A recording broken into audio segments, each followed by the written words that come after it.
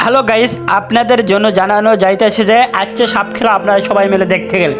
আজ যে ভুল করিলেন ভাই, এটা দেখেন কি কয় এ মানুষের কথা শুনে আপনি অনেক আতর্কিত হবেন, আপনার কথাতে গলে যাবেন। আল্লাহর নাম নেবে, আল্লাহর জন্য হাত তুলবে, বলবে বিসমিল্লাহ বলতে বলবে। তারপরে বলবে ভাই আমাকে বেজিকে খেলার জন্য টেকা দেন, 5 টাকা কে দেবে, আল্লাহর হস্তে দেন, না হলে মসজিদে ফালিয়ে দেবেন। করতে করতে আপনার থেকে 100 টাকা 150 টাকা 200 টাকা আমাদের খুলে নেবে। আপনারা কিছুই বলতে পারবেন না, কীভাবে আপনাদের করে নেবে। যারা দিতে চায় না তাদের থেকে আপনাদের ভিডিওটা দেখাবো। এরা এসেছে, আপনারা সাবধান হয়ে যান, আপনারা সতর্কিত হয়ে যান, আপনারা অনেক ভুল করবেন না। টাকা আপনাদের কামড়াচ্ছে, দেখতে যাবেন না, দেখতে গেলেও ওদের কথায় আপনারা কান দেবেন না, টাকা বের করবেন না। টাকা থাকলে কি দিতে হবে? আপনার টাকা মেরে নেবে, মিশা কথা বলবে, কোমরে বিষ যাবে। ও মানে একটা ওষুধ খেলে বাংলাদেশ যত অসুখ আছে সব অসুখ ইনশাআল্লাহ ভালো হয়ে যাবে। তাই বলবে হাত বিসমিল্লাহর নাম বলতে বলবে, বিসমিল্লাহর নামে হাত তুলে দিতে বলবে। আপনাদের যদি ভিডিওটা পছন্দ না হয় আপনাদের দেখাবো, দেখেন ওরা কি বলে, ওদের কথা একটু শুনুন, তারপরে আমি কথা বলবো নি। মাছ খাইবে লাগে একজন লোক আমার 5 টাকা দিবেন, যে ভাই আমার 5 টাকা দিবেন আমার এই প্রেসিডারে মাছ খাইবে লাগে।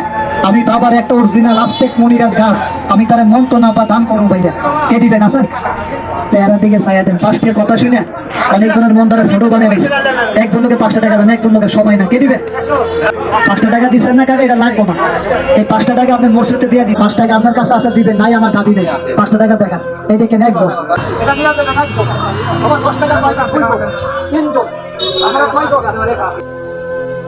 ভাই জেরে 5 টাকা করে নিল বা 10 টাকা 50 টাকা 100 টাকা এটা আপনাদের থেকে নিল, এর পরে আবার যাদেরকে থেকে কই 100 টাকা করে টাকা দেন, আবার ঘুরে দিয়ে আপনারা মনে করবেন ঘুরে দেবেন।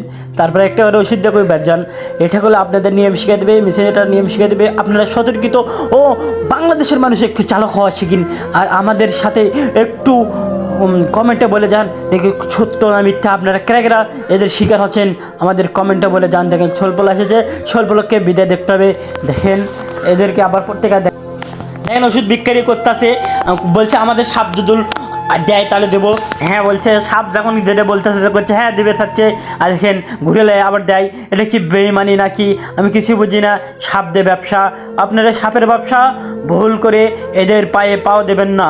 কত প্রতারক আসে, দেখেন কিভাবে কি করতেছে, সাপলে জাদু খেলা, এদের পায়ে দেবেন না। দেখেন এই মানুষ একজন ওষুধ নিয়েছে, টাকা দেবেই না, জোর করে টাকা নিয়েছে।